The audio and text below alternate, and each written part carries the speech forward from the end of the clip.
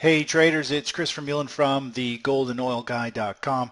Just want to give another update on the how to trade gold momentum. I did a video on April 9th that I posted and talking about how you can use Bollinger Bands and the simple day moving average to identify the trend and really just play the oversold extreme dips and blips on the chart for quick momentum plays that only last a day to 3 days in length in general. So taking a look at the chart, this is the chart of gold.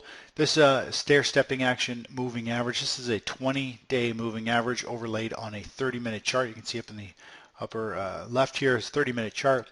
And more or less when the 20-day moving average is trending down, we're looking more or less to short any type of overbought bounce in the market. Now, if you know anything about standard deviation and Bollinger Bands, you'll know majority of the price movement falls within about 2 standard deviations.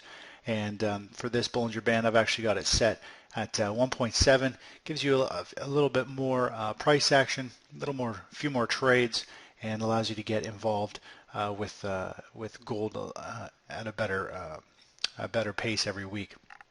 Now taking a look at it, you've got the upper Bollinger Band, the lower Bollinger Band, and this is the chart of gold. Overall, gold I think is forming a major basing pattern, and gold is more of a safe play, so it has more of a tendency to want to float higher.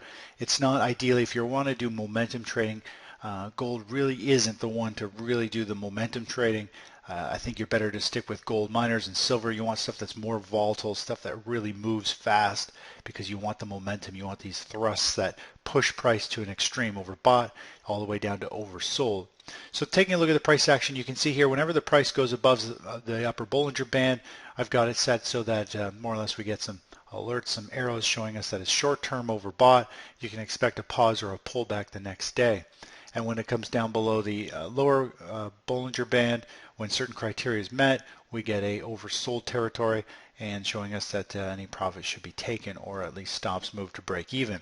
So not really looking at gold. If we take a look at actually GDX, the miners which have more momentum behind them, you can see here we've also got the mid section moving average. Actually, it's the center line for the Bollinger Bands. And you can see here with a more volatile investment like the GDX and the GDXJ and the silver miners will show you in just a minute.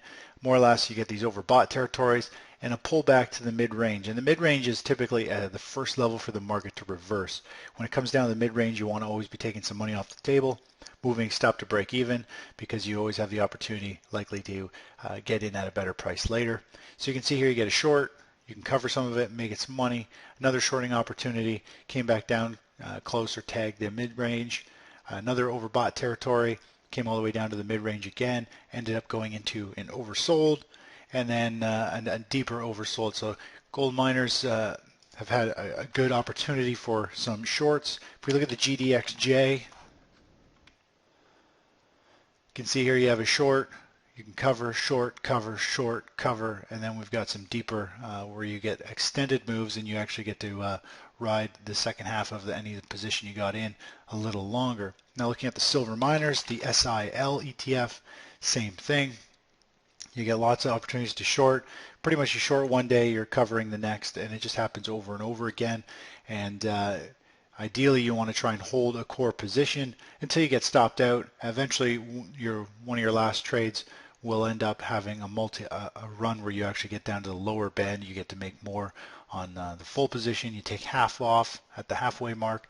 You can take the rest off on an oversold territory. But you can see here, moving averages, the Bollinger Bands are heading lower. The 20-day moving average continues to sell off. So there's a downward bias. In the grand scheme of things, the price action here for gold and gold miners has been down. We're forming this big bear flag, and it looks as though we're starting another downtrend.